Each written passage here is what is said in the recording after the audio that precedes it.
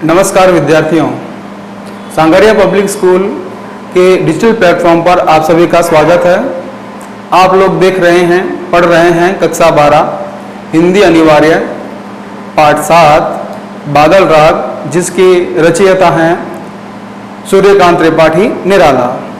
बच्चों, सूर्यकांत त्रिपाठी निराला का कवि परिचय अपन ने पिछली वीडियो में देखा और बादल राग कविता में क्या है इसके बारे में भी अपन ने सामान्य जानकारी प्राप्त की, जिसमें यह बताया गया है कि समाज कितने वर्गों में बटा हुआ है। समाज 2 वर्गों में बटा हुआ है। समाज 2 वर्गों में बटा हुआ है। एक तो है उच्च वर्ग और दूसरा है निम्न वर्ग। अब ये सारी कल्पना अपने को ध्यान में रखनी रहेगी।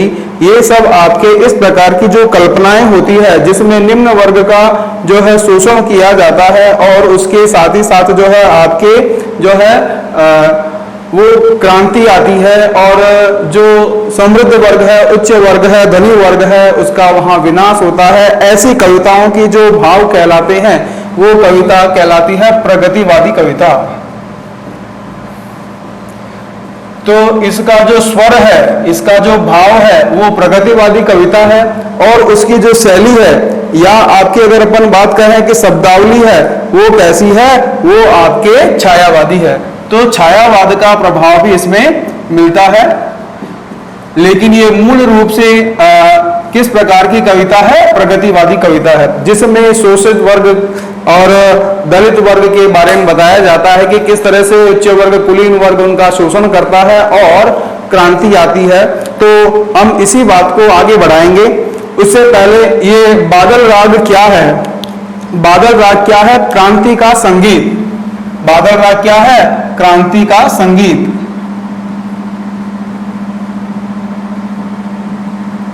अब यहां पर क्या है? बादल राग, जैसे बादलों का गरजना गरजना, ये कहलाता है बादल राग। लेकिन यहाँ शब्दों के साथ साथ भावार्थ की अगर हम बात करें तो भावार्थ में क्या है? बादल क्रांति का प्रतीक है और उसका जो संगीत है वो क्या कहलाएगा? बादल राग कहलाएगा।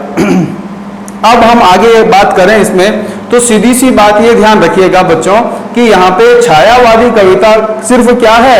छायावाद से तो है, इनका शिल्प जो है वो छायावाद से, लेकिन ये मूल रूप से कविता कौन सी है? ये मूल रूप से प्रगतिवादी कविता है।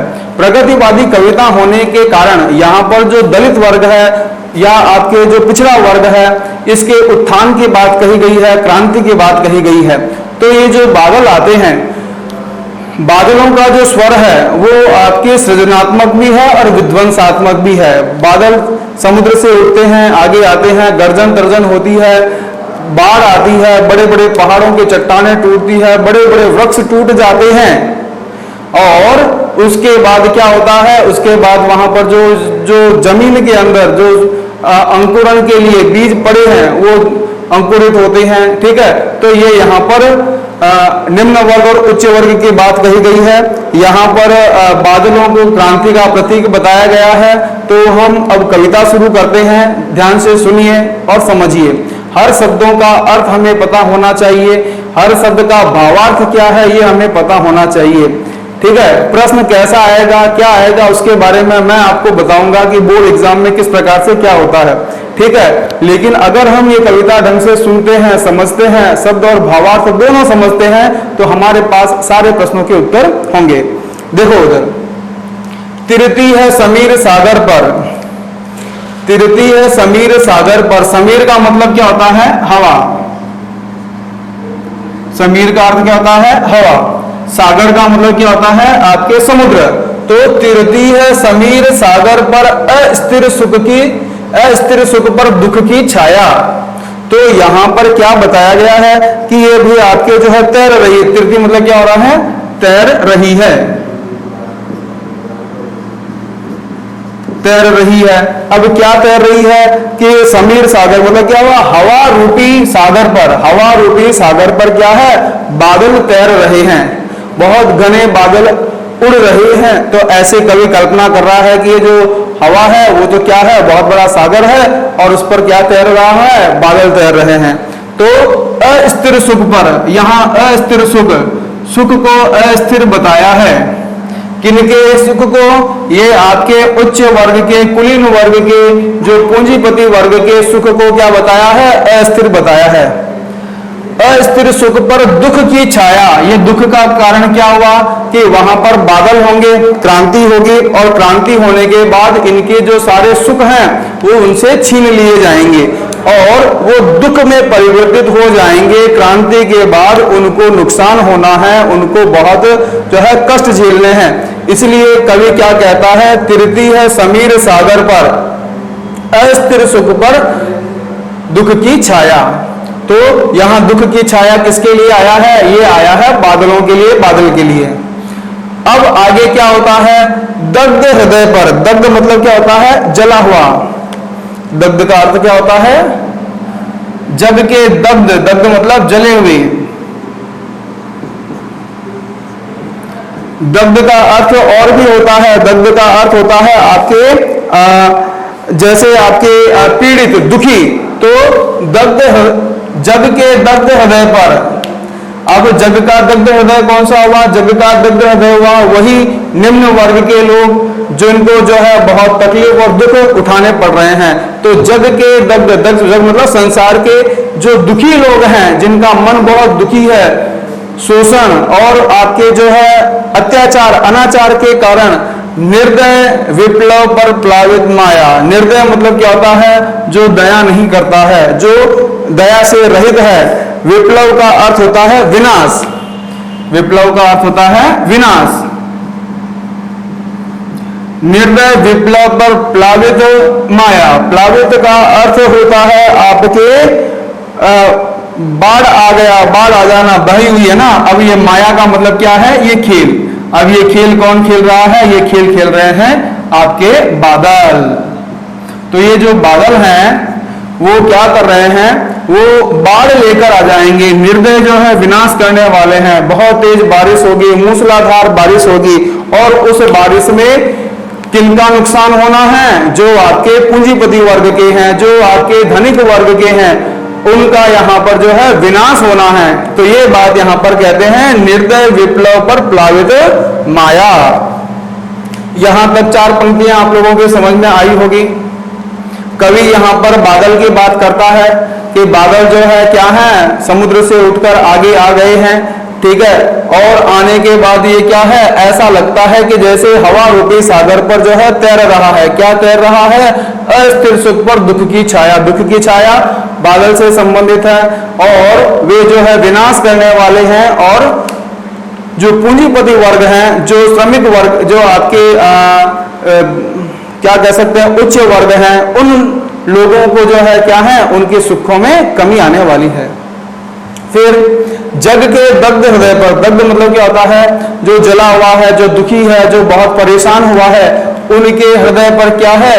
और उनके हृदय को शांत करने वाला है, उनको जो है सांत्वना देने वाला है, उनको जो है अच्छा बताने वाला है, उनके लिए भला करने वाला है। लेकिन निर्दय विप्लव की प्लावित माया। लेकिन जो आपके अहंकारी हैं, जो आपके क्या करते हैं? धनी वर्ग हैं, जो शोषण करते हैं, ठीक है, ऐसे लोगों के लिए वो विनाश का कारण बनेंगे। और चारों ओर क्या हो जाएगा? बाढ़ आ जाएगी चारों ओर। ये जो नदी जो है फैल जाएगी, पानी ही पानी हो जाएगा सर्वत्र, और वहां विनाश होगा। आगे क्या कहते हैं कवि, सुनिएगा। यह तेरी रणतरी। रणतरी मतलब क्या होता है? युद्ध की नौका। रणतरी का मतलब क्या होता है? युद्ध की नौका। यहां पर युद्ध की नौका किसे कहा है? बादलों को कहा है कि ये जो बादल हैं, किसमें? आपके समीर सागर पर, जो आपके जो वायु रूपी जो समुद्र है उसके ऊपर जो क्या है? एक बहुत बड़ी नौका के समान ये जो है क्या है? दिख रहे हैं घने बादल। तो यह तेरी रणतरी। रणतरी युद्ध की नौका भरी आकांक्षाओं से। किससे भरी हुई है? इसमें जो निर्धन वर्ग की आकांक्षाएं हैं, इच्छाएं हैं, वो यहाँ पर भरी हुई है। तो हमें पूछ सकते हैं कि युद्ध की नौका में क्या भरा हुआ है? छोटे छोटे प्रश्न जो है इससे बनते हैं, वो हमें ध्यान रखने रहेंगे। अब यह तेरी रणतरी भरी आकांक्षाओं से घन, घन मतलब बादल, भरी गर्जना, भेरी, भरी मतलब बहुत तेज जो है, तेज आवाज में जो है क्या हो रहा है, यहां पर गर्जन हो रहा है, ठीक है। से सजग, सजग सुप्त अंकुर, जो आपके क्या हैं, ऐसे बीज जो कहां पे, जमीन में जो है दबे पड़े हैं, ऐसे जो सोए हुए, सुप्त मतलब क्या होता है, सोए हुए, सुप्त का अर्थ होता है सोया हुआ।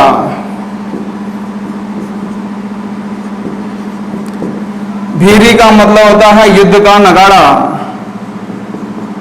अब ये नगाड़ा, युद्ध का नगाड़ा क्या है, ये बादलों की गर्जन तर्जन है, जो आपके क्या है, बादल राग, क्रांति का संगीत बनकर वहां पर जो है सुनाई दे रहा है। घन बहुत बड़ी नगाड़े है ना, बहुत तेज आवाज है ना, बादलों की गड़गड़ाहट, भेरी गर्जन से सजग, सजग मतलब हो गए हैं सावधान, सजग का अर्थ क्या हो गए हैं, सावधान। से सजग सुप्त अंकुर, अंकुर का मतलब होते हैं वे बीज जो क्या है, उगने के लिए तैयार हैं, जिनको क्या चाहिए, थोड़ा सा पानी चाहिए, प्रकाश है, हवा है, पानी की ही कमी है, जो ही उनको जो है क्रांति रूपी जो है जल मिलेगा बादलों का, वो अंकुरित हो उठेंगे और उसके साथ ही साथ क्या होगा, वो आगे विकसित होते रहेंगे। आगे, घन भेरी गर्जन से सजग सुप्त अंकुर, उर में, उर मतलब होता है आपका हृदय, उर का अर्थ होता है हृदय में, उर हृदय। अब ये किसका हृदय है, उर में पृथ्वी के जो हृदय में है वो क्या है, वो सजग हो गए हैं, जाग गए हैं कि अब क्रांति होने वाली है और इस क्रांति का फायदा हमें जरूर मिलेगा, हमारा ही विकास होगा, हम आगे बढ़ेंगे, हम विकसित होंगे, ऐसी वो बात करते हैं, ऐसा उनके मन में आता है। आशाओं से नव जीवन की, उनको लगता है कि क्रांति के बाद जो है उनका नया जीवन, नव जीवन मतलब क्या हो गया, नया जीवन जो है उनको मिलेगा। ऊंचा कर सिर ताक रहे हैं, ताकना मतलब क्या हो गया है, देखना, ये जो अंकुर हैं वो क्या कर रहे हैं, ऊंचा सिर करके देख रहे हैं, ताक रहे हैं ए विप्लव के बादल। विप्लव का अर्थ क्या बताया अपन ने, विनाश के बादल, ए विनाश के बादलों जो है क्या कर रहे हैं, तुमको ये देख रहे हैं। अब यहां पर अपन बात करते हैं, ये आपको पहले भी बताया हुआ है, संबोधन का चिन्ह होता है, अलंकार कौन सा हो गया, संबोधन अलंकार।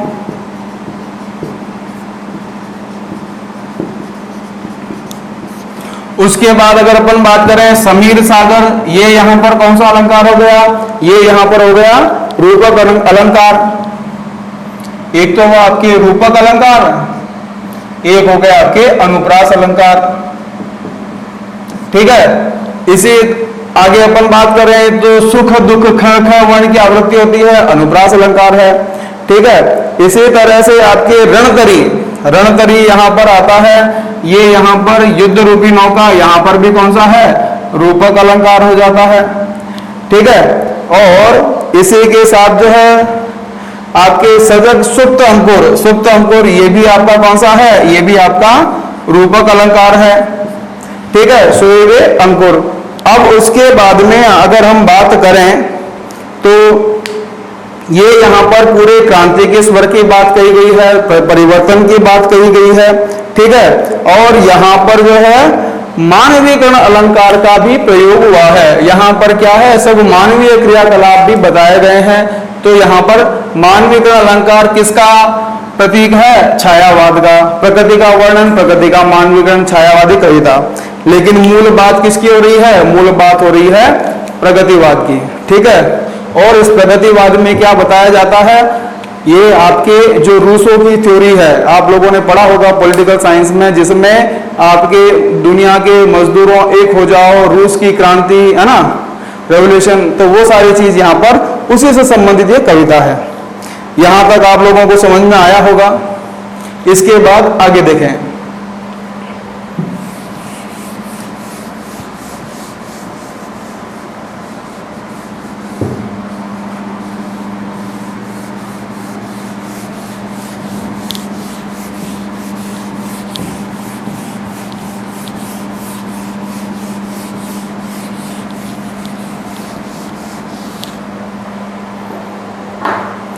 फिर बार बार गर्जन,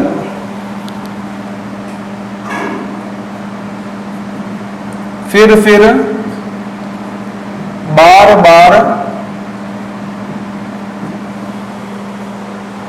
गर्जन,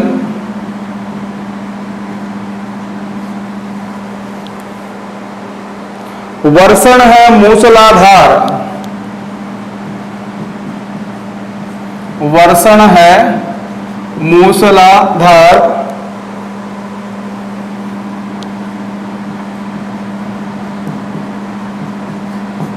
वर्षण है मूसलाधार, हृदय थाम लेता संसार,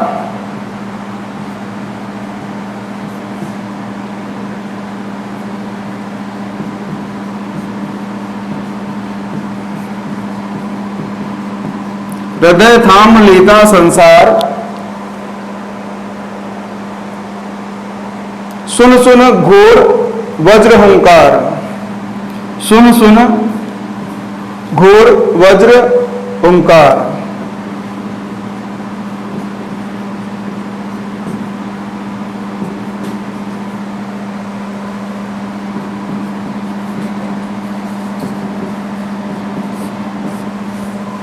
सुन सुन वज्र घोर हुंकार, अश्वनिपात से,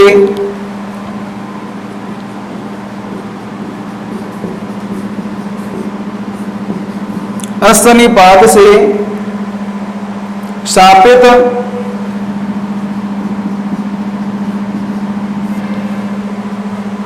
उन्नत सत सतवीर,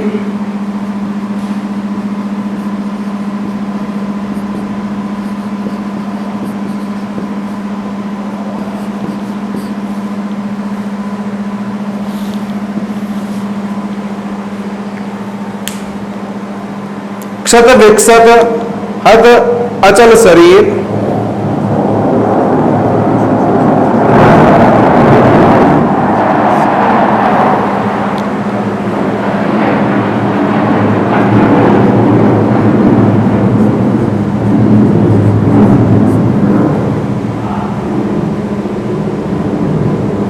गगन स्पर्शी स्पर्धाधीर,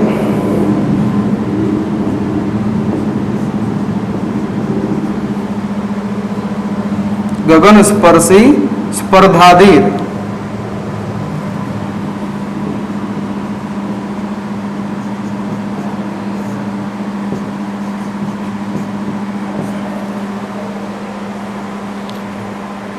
बच्चों देखो इधर, फिर आगे कवि क्या कहता है सुनना ढंग से, कि जब आपके बादल आगे रवाना होते हैं, बढ़ते हैं, आगे बढ़ते रहते हैं, उसमें आपके क्या होता है कि फिर बार बार गर्जन, फिर मतलब क्या होता है लगातार बार बार जो है गर्जना हो रही है। कौन सा? बादल राग, क्रांति का संगीत चल रहा है, बार बार गर्जन, बहुत तेज जो है गर्जना हो रही है। ये चेतावनी दी जा रही है किनको? जो आपके शोषक समाज हैं, जो आपके समाज के अंदर क्या कर रहे हैं, जनता का शोषण कर रहे हैं, गरीबों को दुख दे रहे हैं, उनको चेतावनी दी जा रही है बार बार गर्जन होकर के। ठीक है, वर्षण है मूसलाधार, और क्या होता है बहुत तेज बारिश जो है, वर्षण मतलब क्या होता है वर्षा होना, तेज बहुत तेज वर्षा हो रही है, वर्षा का होना। वर्षण है मूसलाधार, बहुत तेज बारिश हो रही है। अब ऐसे में क्या होता है, हृदय थाम लेता संसार, हृदय को थाम लेना, हृदय थामना, ये आपके क्या है, ये आपके है मुहावरा। इस मुहावरे का अर्थ क्या होता है? भयभीत हो जाना, भयभीत होना, डर जाना। हृदय थाम लेता संसार। अब ये जो संसार है ये सभी लोगों के लिए नहीं आता है, ये सिर्फ उन्हीं लोगों का संसार, उन्हीं लोगों का विश्व जो क्या कर रहा है, लोगों को जो है दुखी कर रहा है। ये उच्च कुल का प्रतीक है, ये शोषक वर्ग का प्रतीक है। तो वो क्या हो जाते हैं, भयभीत हो जाते हैं। किसके कारण? ये गर्जना और वर्षा, तेज वर्षा के कारण। सुन सुन वज्र घोर हुंकार, वज्र का मतलब क्या होता है? बिजली, बिजली की जो आवाज है, हुंकार मतलब तेज बोलना, बिजली है ना, तो बिजली के कड़कने की आवाज जो होती है वो सुन सुनकर वो क्या कर रहे हैं, गर्जना सुन सुन के डर रहे हैं, भयभीत हो रहे हैं कि अब जो है अब क्रांति होगी और उस क्रांति से उनका सब कुछ छिन जाएगा, सब नष्ट हो जाएगा, एक बहुत बाढ़ आएगी जिसमें वो सब डूब जाएंगे। अब आगे आता है अशनिपात से। अशनिपात मतलब क्या होता है आपके, शनिपात का मतलब होता है बिजली का गिरना। शनिपात से मतलब क्या होता है, बिजली का गिरना।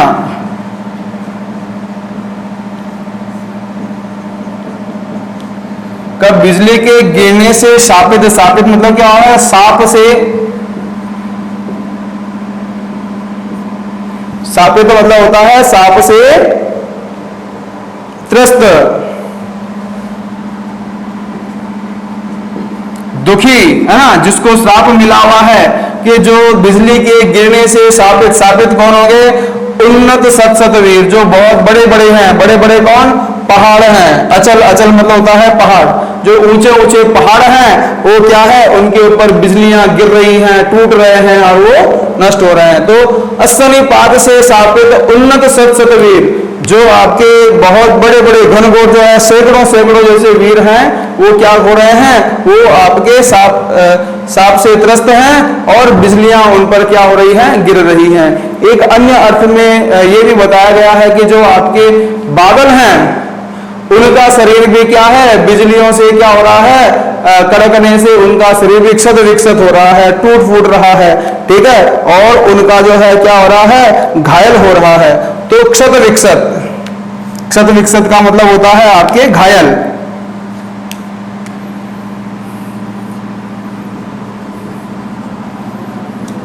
क्षत विक्षत हत अचल शरीर। हत अचल शरीर, अचल का मतलब यहां पर दो अर्थों में है। एक तो हो जाता है आपके पर्वत और एक हो जाता है आपके जो आपके चलता नहीं हो, सुन्न, जो चलता नहीं हो, सुन्न हो गया हो, ठीक है। तो यहां पर एक ही शब्द के दो अर्थ हैं, तो यहां पर अलंकार कौन सा हो जाएगा, आपके यमक अलंकार, ठीक है। अचल शरीर, जो पर्वतों के शरीर हैं वो क्या हो रहे हैं, बिजलियों के गिरने के कारण घायल हो रहे हैं, और जो क्या हैं, उन्नत हैं, बहुत ऊंचे हैं, है ना, सतसतवीर, बहुत आगे बढ़े हुए हैं। गगन स्पर्शी स्पर्धाधीर, गगन मतलब क्या होता है, आकाश। गगन का मतलब क्या होता है, आकाश। जो आकाश से स्पर्धा करते हैं, आकाश से प्रतियोगिता करते हैं, वो जो आपके ऐसे पूंजीपति वर्ग के जो द्योतक हैं वो क्या करते हैं, वो आकाश से स्पर्धा करते हैं, अर्थात वो आपके आगे बढ़ना चाहते हैं और आगे बढ़ना चाहते हैं, ठीक है। ऐसे ही जो आपके क्या है, स्पर्धाधीर, स्पर्धा करने वाले, प्रतियोगिता करने वाले जो आपके क्या हैं, बड़े बड़े पर्वत हैं, उनको जो है वो बिजलियां क्या कर रही हैं, तोड़ रही हैं, उनको जो है क्षत विक्षत कर रही हैं, घायल कर रही हैं। तो इस प्रकार से आपका ये जो बादल राग कविता है, बादल राग कविता में यही बताया गया है कि किस तरह से ये क्रांति होती है, और क्रांति होने के कारण जो पूंजीपति वर्ग है, जो शोषक वर्ग है, जो समाज का जो है क्या करता है, शोषण करता है, गरीब किसान मजदूरों को जो दुख देता है, उनका क्रांति में क्या होता है, विनाश सुनिश्चित है।